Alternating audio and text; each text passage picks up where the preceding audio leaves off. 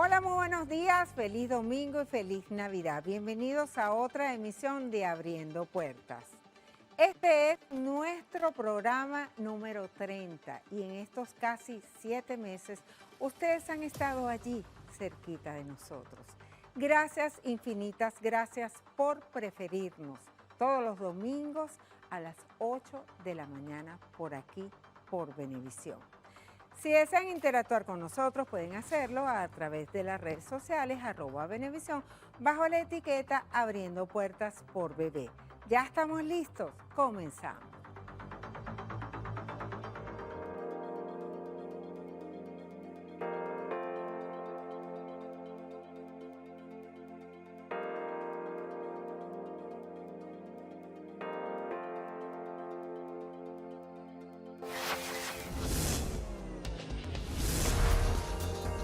Abriendo Puertas. El pasado jueves se reunieron en San Vicente y las Granadinas los presidentes de Venezuela y Guyana. Nicolás Maduro Moros e Irfán Ali se vieron las caras por primera vez en un diálogo directo y sin intermediarios. Este es el tema de nuestro programa de hoy, con expertos en la materia que nos ayudarán a conocer en profundidad qué es lo que está ocurriendo en esta controversia entre ambas naciones. Nos acompañan Ilenia Medina, diputada ante la Asamblea Nacional y miembro de la Comisión Especial para la Defensa del Esequibo. Jesús Chuo Torrealba, periodista y analista político. José Vicente Aro, abogado constitucionalista. Y Joel Horta, abogado y analista político. ¿Qué esperar de este encuentro? ¿Cuál es la importancia de que ambos mandatarios se reúnan y conversen directamente sobre este conflicto que se ha agudizado en los últimos meses y en los últimos días, y teniendo también el referéndum del 3 de diciembre realizado en el país? Ilenia, bueno, primero las damas. Así es. Bueno, mira, en primer lugar, agradecer, por supuesto, a ti, a tu programa y a Venevisión por abrir este espacio tan importante para el país. El tema es fundamental para nosotros como pueblo, como nación, como patria. En primer lugar, creo que es importante señalar que el carácter vinculante, tal como lo establece la Constitución, y además, por otro elemento importante, tanto el presidente Nicolás Maduro Moros como cualquier ciudadano en Venezuela, instituciones públicas o privadas, están obligados a defender la soberanía y la integridad territorial. Quien no lo haga está expuesto a ser totalmente ajeno a sus deberes, y eso tiene sanciones. En segundo lugar, el presidente fue a cumplir un mandato que el pueblo le dio de una manera muy contundente. Y en tercer lugar, creo que en estos espacios, diplomática como soy, de carrera, ahora en la Asamblea Nacional, sabemos que en esos contactos donde ha habido una crispación promovida, como se ha dado, primero es necesario ese intercambio y crear confianza, retomar la confianza, retomar el respeto que siempre se había dado naturalmente entre Guyana y Venezuela, sobre todo en los últimos 24 años. Y hacer posible que en ese primer intercambio, face to face, cara a cara, puedan darse algunos mecanismos muy concretos para avanzar, porque todos estamos obligados en América Latina y el Caribe a hacer realidad y a cumplir con la declaración de La Habana de 2014, donde señalaba que todos los jefes de Estado, incluyendo el de Guyana, incluyendo el de Venezuela, estamos comprometidos a garantizar la paz en la región. Jesús Chuo Torrealba, ¿qué esperar de esta reunión de alto nivel que, por cierto, está avalada por la CARICOM, por el presidente de Brasil, Lula da Silva, que han enviado emisarios para que estén presentes en este encuentro? Sí, bueno, yo creo que en primer lugar lo más importante de la reunión es la reunión misma. En realidad, el tema de los argumentos de cada uno de los interlocutores aporta poco, porque las posiciones siguen siendo mineralizadas. Así arrancó esa reunión. El presidente Irfan Ali llega diciendo que se va a discutir de todo menos del diferendo, que se va a discutir de todo menos del Esequibo. Entonces, ¿de qué van a hablar? ¿De poesía, de lírica?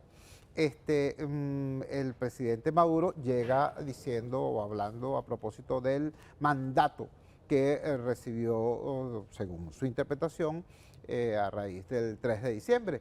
Ese mandato que establece la creación del Estado Guayana Esequiba, la ocupación de ese territorio.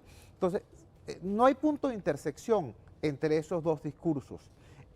Allí el dato nuevo en realidad es la reunión misma. Yo diría que el discurso nuevo es el que expresó Lula da Silva, que hace posible la reunión y que fue, digamos que, condimentado por las expresiones del ministro de la Defensa brasilero, que dijo textualmente, toda esta situación es una situación de naturaleza política. América Latina no necesita un conflicto más, y algo muy importante que dijo, nosotros no vamos a permitir un conflicto de naturaleza bélica en el área. Entonces, ese es el contexto y ese es el hecho nuevo. Se sentaron. Ojalá que a partir de allí, en efecto, se desescale la retórica belicista y nos aproximemos hacia eso que sabiamente plantea finalmente el Acuerdo de Ginebra y que nadie ha querido agarrar el toro por los cachos, la búsqueda de un acuerdo práctico. Eso es lo que dice al final el Acuerdo de Ginebra y a lo que nadie se ha atrevido a aproximarse. José Vicente Jaro, abogado constitucionalista, la parte legal. Venezuela defiende el Acuerdo de Ginebra. Guyana, el laudo arbitral. Guyana fue a la Corte Internacional de Justicia. Venezuela rechaza esta posición. Sí, efectivamente tenemos esa circunstancia y tenemos dos posiciones. La posición de Guyana, que ya la conocemos, en la cual se ampara en el laudo de París, y la posición, por otra parte, de Venezuela, a través del jefe de Estado, que reivindica el Acuerdo de Ginebra, que es el parámetro de referencia que tenemos que tener todos los venezolanos para poder tratar esta temática. Sin embargo, la Corte Internacional de Justicia, que ya está conociendo del asunto, del caso, que ya le ha dado trámite y ha abierto un procedimiento, está avanzando sobre estos documentos internacionales, tratados, acuerdos internacionales, está avanzando en ese procedimiento, y Venezuela, más allá de desconocer la jurisdicción de la Corte Internacional de Justicia, que es una posición en política internacional, en política exterior, congruente con lo sostenido en el Acuerdo de Ginebra, más allá de eso, debe ante la Corte Internacional de Justicia, y es muy importante que en el mes de abril del año que viene, 2024, se presenten las defensas, la contramemoria, donde se insiste en la posición, se reivindique el Acuerdo de Ginebra, se reivindique ese acuerdo de 1966, se vuelva a reiterar los vicios que están en el laudo de París, y en definitiva se fije la posición jurídica firme ante la Corte Internacional de Justicia. Esa defensa hay que hacerla, es necesario hacerla. Joel Horta, además de la soberanía, está otra situación que es el tema económico, la exploración y explotación de petróleo que ha venido haciendo Guyana en una zona que está en reclamación, que no está delimitada. Ciertamente, el presidente de Guyana es un vocero de la ExxonMobil, y la caída de los precios en las acciones de la ExxonMobil han impulsado en buena manera, de buena forma, esta reunión, porque no hay nada más poderoso pero más cobarde que un dólar. Y efectivamente esto tiene que ver con el comienzo de la cancelación de una deuda histórica que tenía el Estado venezolano para con su propio territorio y para sus propios connacionales.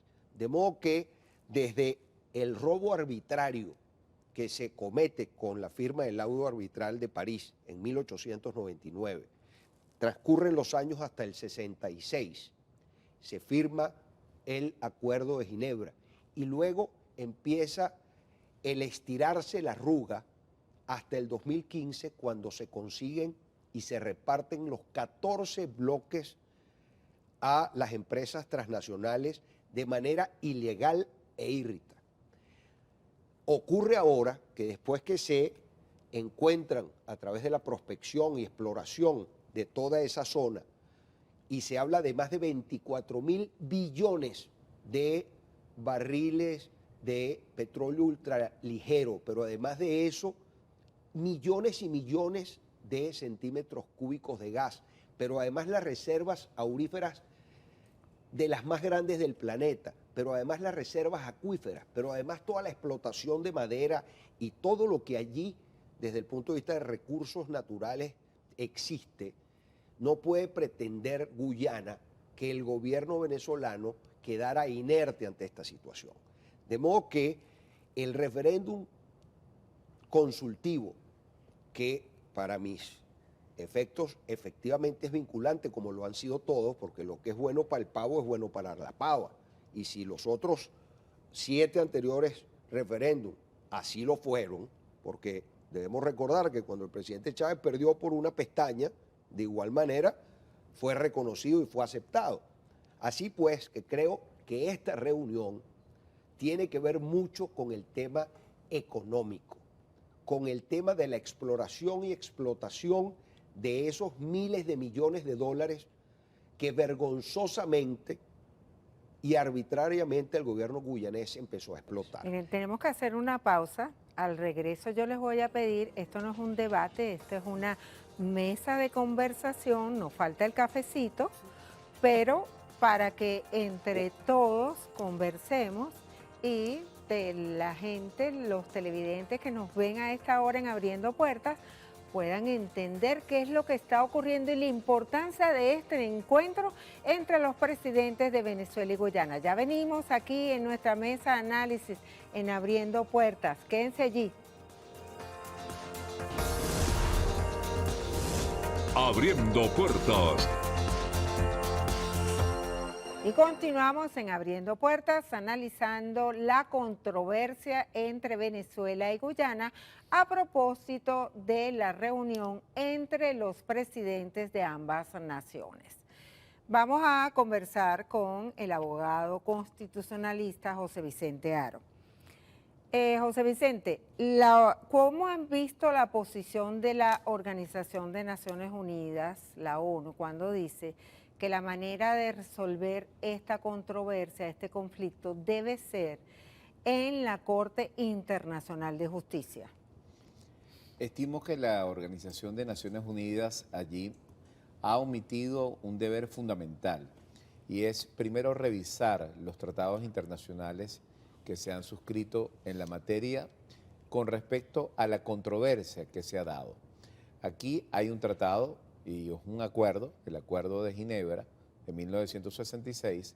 La ONU, antes de hacer cualquier pronunciamiento con respecto a si se tenía que reconocer o no la jurisdicción de la Corte Internacional de Justicia, la ONU ha debido hacer un examen preliminar en el cual verificara la vigencia o no del Acuerdo de Ginebra, verificada como está, y eso lo sabemos jurídicamente, técnicamente es así, del Acuerdo de Ginebra. La ONU ha debido llamar a las partes a agotar los mecanismos que están allí establecidos en el Acuerdo de Ginebra, que son mecanismos de negociación directa, de entendimiento directo entre las partes, no el mecanismo de la Corte Internacional de Justicia.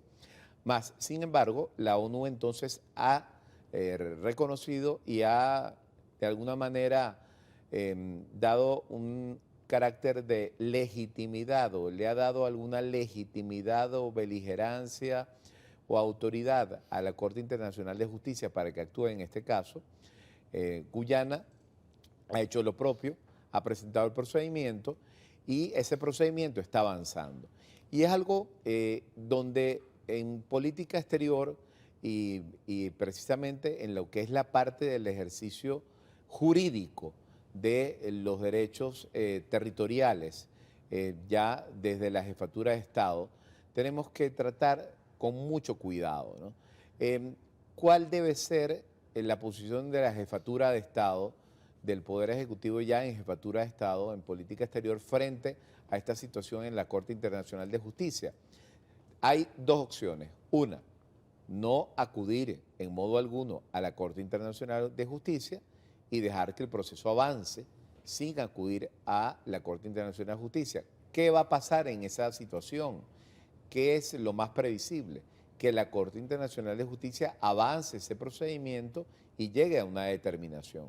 La otra posición es la posición de ir ante la Corte Internacional de Justicia y oponer una excepción preliminar, y es la excepción preliminar de la falta de jurisdicción de la Corte. Regularmente, cuando un abogado tiene que encargar una defensa, cuando una persona se le atribuye algún ilícito o tiene un conflicto, tiene una demanda ante un tribunal y considera que ese tribunal no es el competente, no es el juez natural para conocer de esa causa, lo primero que tiene que oponer es una excepción diciendo: este tribunal no tiene jurisdicción, este tribunal es incompetente, solicito se reconozca esa incompetencia.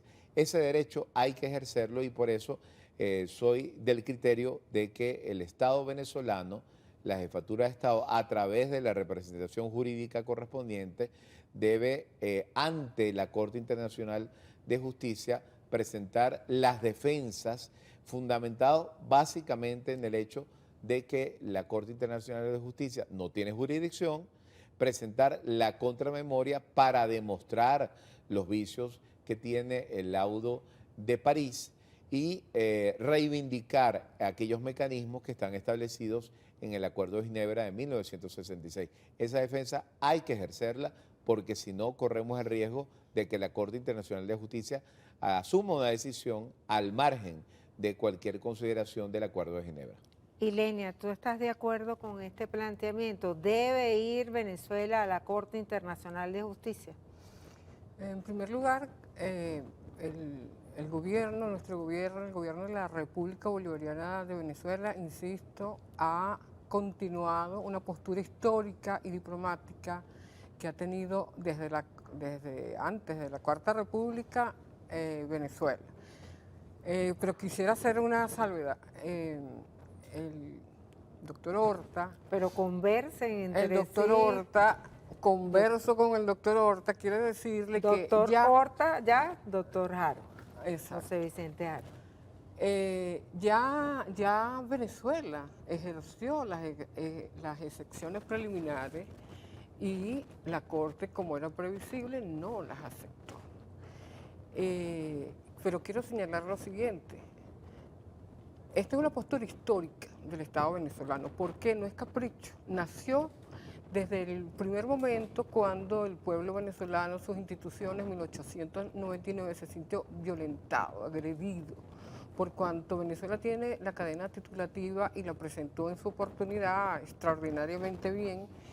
Y a partir de allí, desde ese momento, Venezuela, su bandera fundamental fue rechazar ese laudo y señalarlo como nulo e írrito. Y de allí nació ese planteamiento correcto del pueblo y del gobierno en aquel entonces, y lo siguió desde en aquel momento hasta ahora, que no puede aceptar que un tribunal, un tercero, decida sobre nuestra soberanía, que decida sobre nuestra integridad territorial. Y cuando surge Naciones Unidas y con Naciones Unidas posteriormente, en 1946, la Corte Internacional de Justicia, a partir de allí, Venezuela, como muchos otros países miembros de Naciones Unidas, son 118, 119 países que no aceptan el contencioso en la jurisdicción de la Corte, entre ellos Venezuela.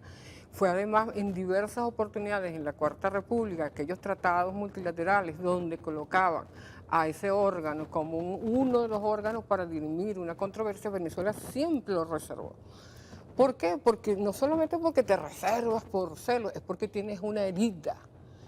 Y en este caso, ¿por qué 2015? Porque algunos, de una manera de verdad dolorosa, se burlaban y decían, es que el presidente Nicolás Maduro Moros ahora viene a usar el referéndum porque le conviene, porque vienen vienen las elecciones presidenciales, nada que ver.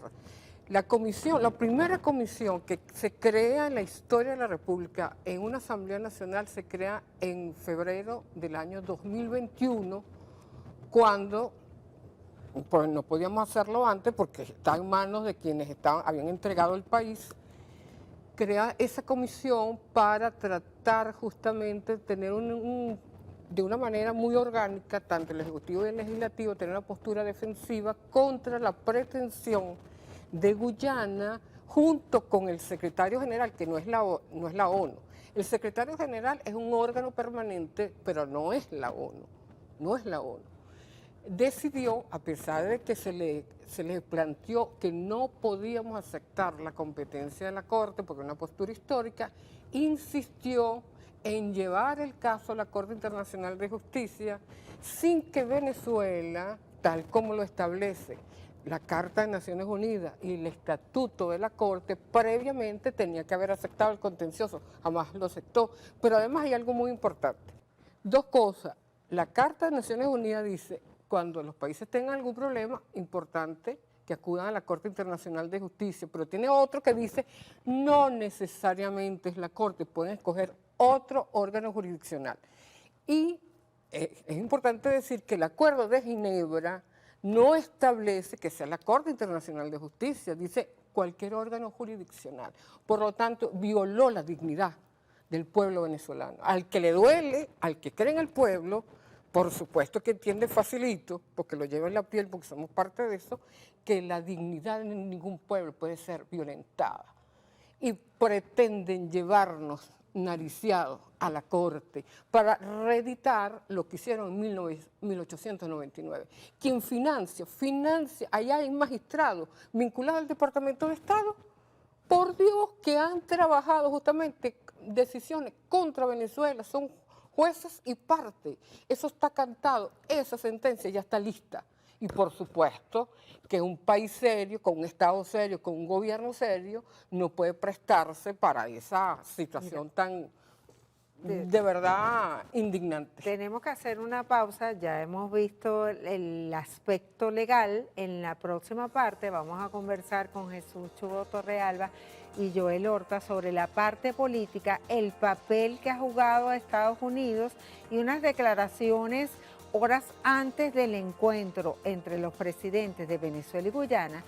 El presidente de Guyana dio unas declaraciones a la prensa que vamos a comentar en la próxima parte. Quédense aquí en nuestra mesa de análisis en Abriendo Puertas, la controversia entre Venezuela y Guyana. Ya venimos.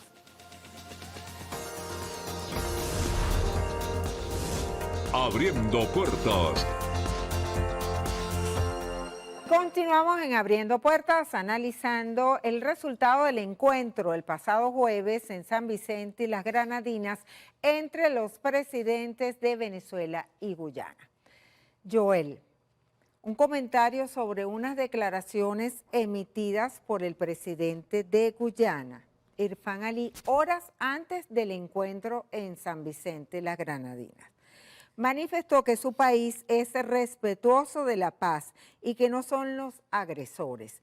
Textualmente declaró, esperamos que se respete nuestra frontera y que Venezuela no actúe de manera imprudente y aventurera. ¿Qué comentarios tienes a estas declaraciones? Nunca haremos lo que sí hizo el presidente Ali, que de manera arbitraria izó una bandera guyanesa en territorio en reclamación, muy cerca del territorio venezolano. Y afortunadamente esa bandera fue sustituida por la bandera venezolana y era lo que correspondía. Venezuela jamás ha ido en contra de una política distinta a la de la paz. Y nosotros no hicimos nunca lo que sí hizo el gobierno guyanés, que fue otorgar concesiones de manera unilateral en un territorio en reclamación, cosa que expresamente en el Acuerdo de París, en el Acuerdo de Ginebra, perdón, se establece que no puede hacerse. De modo que el presidente Alí fue el imprudente, fue el abusador, y luego que mostró los dientes, ante la respuesta no del gobierno venezolano, no del Estado venezolano, sino del pueblo venezolano, a través del referéndum consultivo, entendió no solo él, sino la cantidad de empresas que tienen los intereses en esa región, que Venezuela pasó de la inacción a la acción. Por muchos años se estiró la arruga, hasta que llegó el momento de decirle: un momentito, nosotros somos pacifistas, pero no somos soquetes, ni somos poco nacionalistas. Yo creo que la venezolanidad al fin brotó de todos los poros de todos los venezolanos, porque esto no es un problema del gobierno, esto no es un problema del gobernante de turno, del Ejecutivo Nacional, no, esto es un problema del Estado venezolano, esto es un problema que nos atañe a cada venezolano, y nosotros lo hemos demostrado a través de la historia. Nuestros ejércitos jamás salieron a violentar a los pueblos, sino a liberar a los pueblos. De modo que nosotros lo que estamos haciendo en este instante, y para muestra un botón que sí tenemos la razón, es que el presidente de Guyana tuvo que llamar a través de su canciller a la Cancillería venezolana para sentarse a conversar. Y empezamos a conversar, y eso es una lección también para la gente de la ONU, y en este caso para el señor Guterres, porque no era cierto que se había agotado la vía de la conversación bilateral y de la vía pacífica y del diálogo, que es lo que nos corresponde. De modo que es una lección al mundo, y es una lección además a todos los intereses de las transnacionales que exploran allí, porque muy contundente también cuando se les dice a los que están explotando allá y explotando aquí: tienen 3 meses para ponerse a derecho, para que ustedes decidan cómo es la cuestión. Si van a trabajar allá, no podrán seguir trabajando aquí. Y yo insisto, este tema tiene de política, tiene de geopolítica, tiene de intereses por el territorio, pero fundamentalmente el tema económico pragmático es lo que va a permitir resolver estos asuntos. Porque el más interesado en que esto ahora se resuelva por la vía pacífica y expedita es el gobierno guyanés, porque de otra manera todos esos contratos tienen una gran interrogante, porque no podrán ni explorar ni recibir un solo dólar de lo que allí se produzca. Y eso es lo que está forzando el gobierno venezolano, y yo diría, para que la gente no se sienta comprometida, el Estado venezolano a través del Ejecutivo, que es el que corresponde. Jesús Chuo Torrealba, un comentario. Yo voy a estar de acuerdo en una afirmación que acaba de hacer Joel, de que aquí se está corriendo la arruga durante demasiado tiempo. Y es absolutamente cierto. Durante demasiado tiempo el gobierno venezolano, representante temporal del Estado venezolano, ha estado practicando lo que ellos llamaron durante 24 años la política del buen vecino. Y estuvieron dándole aplausos, besitos, carantoñas a el camarada guyanés, al hermano guyanés, hasta que llegamos a esta situación. Bueno, esa es, perdón, yo te escuché, Bueno, te escuché con respeto y te escuché con cuidado. Ahora, vamos a interpretar qué es exactamente eso de estar corriendo la arruga. Durante 24 años estuvo allí y durante ese lapso incluso se pasó por el año 2015, que fue cuando se produjeron los descubrimientos importantísimos en materia petrolera, en materia gasífera y en materia minera en general. A pesar de eso, desde el año 2015 en adelante, se mantuvo ese discurso, un discurso, por cierto, delicado, porque no siempre fue cierto eso de que se continuaron las tradiciones de la política exterior venezolana. Aquí se descalificó la postura del Estado venezolano en defensa de nuestros legítimos títulos, se tildó eso de guerrerista. Se dijo que los venezolanos que estaban preocupados por Guyana estábamos recibiendo órdenes del Departamento de Estado para derrocar un gobierno izquierdista en Guyana. De esa manera se descalificaron los planteamientos históricos de los demócratas venezolanos en defensa del planteamiento de la soberanía nuestra sobre el Esequibo. Aquí se descalificó el Acuerdo de Ginebra.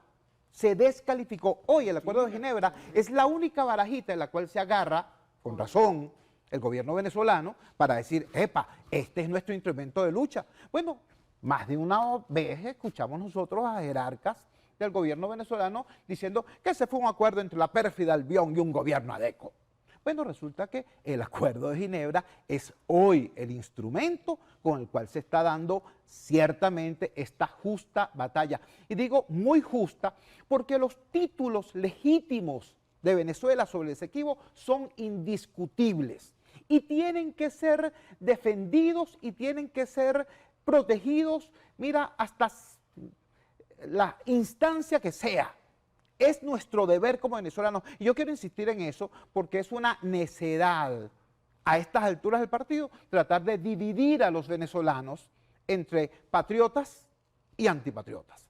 Entre patriotas, es decir, comillas, gobierneros, y el resto de los venezolanos. Eso además es una agresión contra el verdadero interés de los venezolanos. Frente a tantos intereses poderosos que tenemos al frente, dividir a los venezolanos es un crimen contra Venezuela. El Esequibo nos une a todos. El interés de hacer politiquería interna a partir del Esequibo nos puede dividir y eso no se debe hacer. Eso no se debe hacer. Mira, cuando mi muy querido y muy respetado doctor Horta nos decía que el presidente de Guyana es un títere de la Exxon, un vocero de la Exxon, probablemente lo sea, pero no solo de la Exxon. El discurso oficial que quiere caricaturizar esto y decir, bueno, se trata de Guyana, la Exxon y Estados Unidos, se queda corto. Se queda corto. Señores, estos 25 años de diplomacia han generado un antimilagro extrañísimo. Contra la posición de Venezuela está ciertamente la Exxon, pero también está la empresa china más importante en exploración y explotación de petróleo costa afuera, nada más y nada menos. Contra el interés venezolano está, por ejemplo, la Total francesa, ¿sí? Democracia occidental, capitalista, pero también está la más importante empresa petrolera de Malasia, tercer mundo. Contra la posición venezolana está Estados Unidos, ¿cierto? Pero también está Cuba, el CARICOM completo. Entonces, seamos serios y veamos el conjunto de intereses terribles que se han coaligado contra la posición venezolana. Si eso es así, y parece serlo, entonces nuestra respuesta tiene que ser justamente de unidad nacional. Ahora es muy difícil, ¿no?, construir esa unidad nacional, potenciar esa unidad nacional cuando desde el Estado, que es el actor más dinámico de toda sociedad y sobre todo de un petroestado, entonces en lugar de promover esa unidad nacional, se intenta dividir nuevamente el país entre, unos y otros. Yo lo digo con absoluta sinceridad. Creo que es demasiado importante que a propósito del Esequibo todos hagamos una reflexión de alguna manera autocrítica. Yo creo que, por ejemplo, sectores de oposición que en lugar de entender que Estados Unidos pudiera o no ser un aliado en determinada postura, se han transformado en obsecuentes seguidores, casi que empleados del Departamento de Estado, tienen que entender hoy, mira, que esa no puede ser la relación de ningún sector político con ningún poder extranjero. Yo creo que eso obviamente tiene que ser así, pero yo creo que el sector oficialista también tiene que hacer una reflexión. Vamos a hacer ¿Cómo una no? pausa Cuando tú quieras. y al No, le estoy regreso... Pero preguntando a ella, repito, no tenga hecha. repito, el sector oficialista tiene que hacer una reflexión, porque repito, tú no puedes pasar 24 años dándole besitos a Guyana y después descubrir en el último momento que son el enemigo malo. O sea, ¿Quién ha hay que dicho ser eso? más humildes Por Dios. para poder ser eficientes. Hay que tener conocimiento para poder opinar con sustento. Te- Mira, yo quiero decir No, esto. tenemos que hacer permíteme. una pausa, tenemos que hacer Pero una pausa. permíteme Al aclarar. regreso comienzas tú respondiéndole a Jesús Chuo Torrealba y también vamos a hablar de los aliados, porque tú mencionabas el tema de Estados Unidos. El presidente de Guyana dice que el Comando Sur lo apoya. Vamos a conversar en la próxima parte sobre esto. Quédense aquí en Abriendo Puertas. Abriendo puertas. Continuamos en Abriendo Puertas, analizando este tema que importa y afecta a todos los venezolanos y es la controversia entre Venezuela y Guyana. Tienes toda la palabra para que le respondas a Jesús Chuo Torrealba. El Y camarada Leila Chuo Medina. Torrealba, como dice Diosdado. Saludos. Bueno, yo quiero decir lo siguiente, mira, históricamente, desde que somos república, en temas de soberanía e integridad territorial hemos sido absolutamente consecuentes como Estado. Y eso es importante decirlo. Segundo, Venezuela ha ejercido actos de soberanía en el ámbito de la controversia, respetando absolutamente el Acuerdo de Ginebra. Venezuela ha hecho otros actos de soberanía, como es cedular a los pueblos indígenas que son venezolanos y viven allí en el territorio. Pero además hemos actuado en el ejercicio de la soberanía, como siempre hizo la Cuarta República, correctamente, que era ante situaciones de utilizar espacios territoriales en controversia, inclusive en las marinas y submarinos, siempre ha habido una nota de protesta. Su actuación, como corresponde, y lo sabe Jaro, una nota de protesta en la cuarta y en la quinta. Ahora, si nosotros somos consecuentes con lo que somos, compañero Torrealba, lo que cabe, solo que nosotros lo hacemos de otra manera, la cuarta fue respetuosa con el derecho y en la quinta se habla, además de ser respetuoso, desarrolla toda una política, como lo quiso hacer Bolívar, pero lo impidió los norteamericanos, impidiendo que se diera el Congreso de Panamá y además enarbolando una doctrina Monroe que fue simplemente para someter. Ahora, entendiendo eso, la mejor época, compañero, que ha tenido América Latina fue justamente cuando se desarrollaron proyectos de integración con Petrocaribe, ALBA, CELAC, UNASUR. Eso es extraordinario y sobre eso no nos podemos arrepentir. Que hay una situación allí, por supuesto que hay que aclarar, se debe aclarar, pero nosotros creemos profundamente en la diplomacia bolivariana de paz, que tú lo debes saber perfectamente. El proyecto bolivariano es ese, no otro, pero además quisiéramos señalar lo siguiente. La decisión de Guyana de amenazas y amenazas y amenazas son sus amenazas, ellos verán cómo se salen de ese paquete. Y nosotros siempre vamos a actuar de la misma manera, inclusive por eso muchos guyaneses entienden que quien está fuera de tono es su gobierno. Y creo que continuar por esta vía es la correcta. Fíjate tú, hay notas de protesta que las propias empresas reconocieron la controversia cuando en 1999 pretendió Estados Unidos colocar una plataforma en ese territorio. Chávez le dijo, let's go. Y así lo ha hecho, y lo hicieron permanentemente, que los chinos y los rusos tienen notas de protesta. Todos saben, y eso tiene un valor jurídico. Jaro lo sabe. Tengo que darle la palabra perdón. a José Vicente Jaro. Sí. ¿Legalidad versus diplomacia? Las dos cosas tienen que trabajarse paralelamente, y Claro. es muy importante. Aquí no pueden caminar y transitar los caminos jurídicos al margen de lo que es las relaciones internacionales, al margen de lo que es la diplomacia. De hecho, cuando he referido al tema de la Corte Internacional de Justicia y la defensa y todo lo que debe hacerse jurídicamente ante la Corte, quiero aclarar algo. No olvido, y debe ser la prioridad, trabajar el ámbito diplomático, trabajar el ámbito de rescatar la validez del Acuerdo de Ginebra, la validez de los mecanismos de negociación, de los mecanismos de mediación, de los mecanismos de diálogo directo entre los dos intereses contrapuestos para buscar las soluciones que se adecúen al Acuerdo de Ginebra. Quiero rescatar algo que decía Chugo asertivamente. Aquí yo creo que si nosotros recogemos la voluntad real de la mayoría de los ciudadanos, vamos a encontrar que todos estamos de acuerdo en algo. El Esequibo es de Venezuela.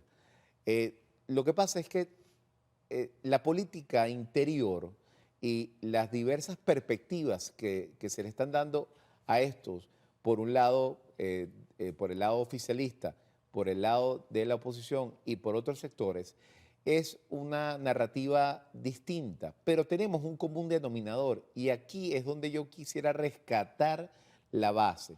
Todos los venezolanos estamos de acuerdo en eso y creo que debemos trabajar más que en dividirnos y etiquetarnos en patriotas o antipatriotas, en sumar herramientas, sumar estrategias y quizás en una alianza por la integridad territorial de Venezuela, que al final es por la defensa de la Constitución y de los deberes que nos impone la Constitución, precisamente reivindicar, sumar esos esfuerzos y trabajar paralelamente esos dos mecanismos, los jurídicos y los diplomáticos. Joel y Jesús Chugo Torrealba.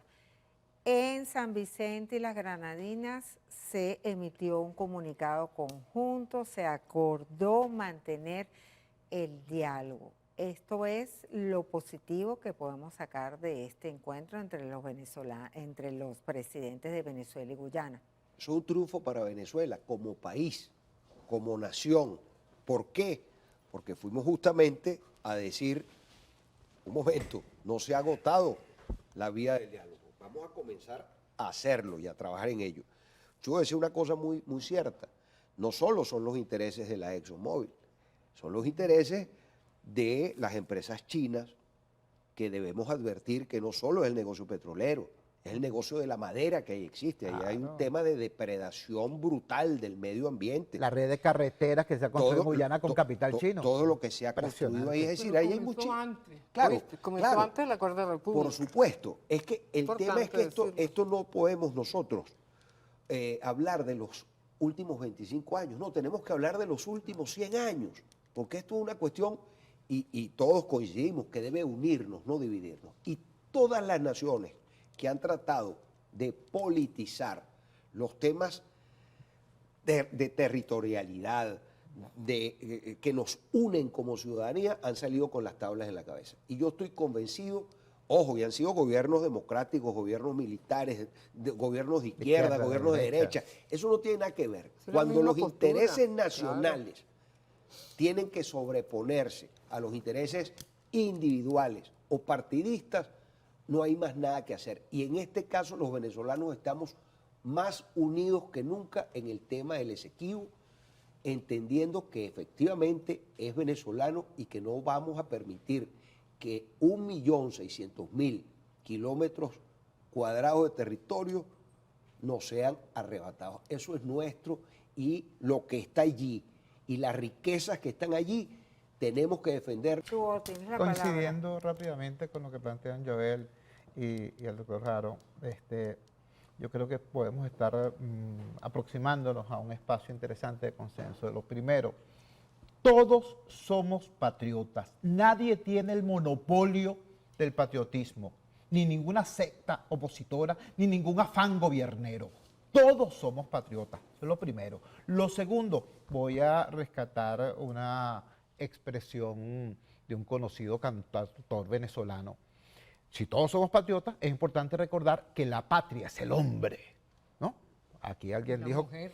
Aquí alguien dijo, bueno, sí, yo creo que la primera no era sexista, No, la mujer exactamente. también. Pero creo que hay que tener sentido Pues, La común. patria es el ser humano. Pues. La patria es el hombre, la patria es el ser humano. Y esto es importante porque entonces cuando se dicen cosas así como que, bueno, es que estamos cedulando a los esequibanos, por el amor de Dios, todo el mundo recuerda aquí lo que pasó cuando hace unas semanas dictaron una orden para cedular, un operativo de cedulación express, para que la gente pudiera votar en el referéndum del 3 de diciembre, y aquel desastre fue inmenso. O sea, si tú no puedes cedular a la gente que vive en Caracas, o sea, por el amor de Dios, aquí hay, o sea, el Esequibo no solamente es petróleo, gas y oro, así como antes no era solamente Monte y Culebra, el Esequibo son comunidades, ¿no?, con una realidad cultural, antropológica, a la cual este país ha estado de espaldas desde hace demasiado tiempo, ¿entiendes?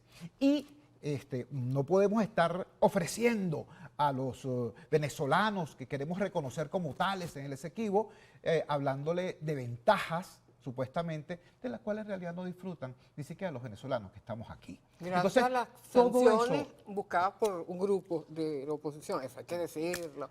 Las medidas Bueno, positivas yo también podría decir Hay que que este no es un decir las concurso de cosas. narrativas, ¿no? No, Yo pero es la siempre he estado realidad. en contra de las sanciones a la economía venezolana, siempre, incluso cuando he ocupado responsabilidades políticas más o menos importantes en tiempos recientes, cuando le propinamos al oficialismo una derrota electoral espectacular en el año 2015, pero incluso en ese momento siempre estuvimos en contra de las sanciones Y fue internacionales respetada. ¿Y qué a hicieron la ellos? economía. Ahora Entregar la hay que soberanía. decir, ¿no?, que la entrega de la soberanía, por ejemplo, a Cuba, ¿no?, que fue el capitán histórico de la conspiración del CARICOM contra Venezuela, en el caso del Esequibo, caramba, bueno, vamos a estar claros. Yo simplemente citaba a Ali Primera para recordar que la patria es el hombre y que tú no puedes tener un patriotismo en abstracto cuando ni reconoces las realidades culturales, humanas y antropológicas de los habitantes del Esequibo, ni estás trabajando activamente por mejorar las condiciones de vida del venezolano de a pie. Mira, una pregunta, nada más para aclarar. Pero Mira, es que- el patriotismo se define de acuerdo al Código Penal venezolano. Cuando un venezolano violenta sus deberes sobre la soberanía, la integridad territorial y la paz, el Código venezolano establece sanciones y en este caso lo va a continuar. Eso se define, cada uno se define a sí mismo, no porque otro lo define. Con el, Vicente, con el mayor de los respetos, el patriotismo y nuestros compromisos con Venezuela lo define la Constitución, más Así allá es, del Código Penal. así Porque es. aquí lo que se intenta es Totalmente. criminalizar la opinión o la posición. Pero sí quiero rescatar también algo que acaba de decir Chubo, y es el tema de la nación venezolana. Tenemos un reto después de, Dios mediante, poder avanzar jurídica y a través de las vías diplomáticas hacia el rescate, hacia la conquista del Esequibo, y es incorporar a la nación venezolana a todos los habitantes del Esequibo. Y eso es un reto sumamente grande, porque eso significa también integrarlos en nuestra nación, darles educación, darles servicio público, darles seguridad social, no solamente darles identificación, cédula de identidad, pasaporte, como se lo tenemos que dar a todos los venezolanos. El reto más importante va a ser no solamente ver al Esequibo como un territorio que tiene muchas riquezas, sino como un territorio donde hay una población que tenemos que integrar culturalmente a la nación venezolana.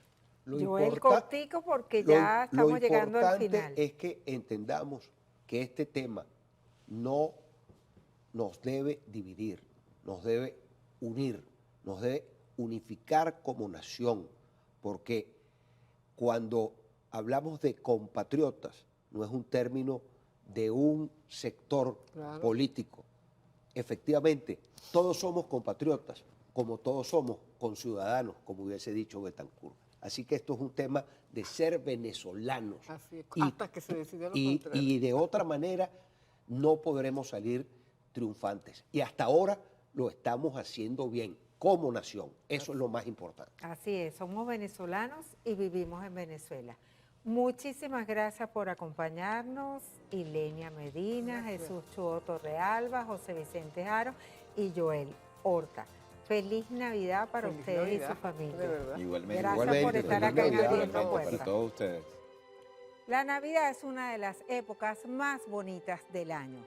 Es tiempo de reflexión, sentimiento, olvido y perdón. El equipo de Abriendo Puertas y la gran familia de Venevisión les desean unas felices Pascuas y un próspero año nuevo en unión de toda su familia. Haremos un breve receso, pero volveremos Dios mediante el próximo 7 de enero con más fuerza, energía, fe y esperanza, porque apostamos a una Venezuela bonita, próspera y a la reconciliación y el reencuentro de todos. Y recuerden que el mejor adorno en esta Navidad es una sonrisa.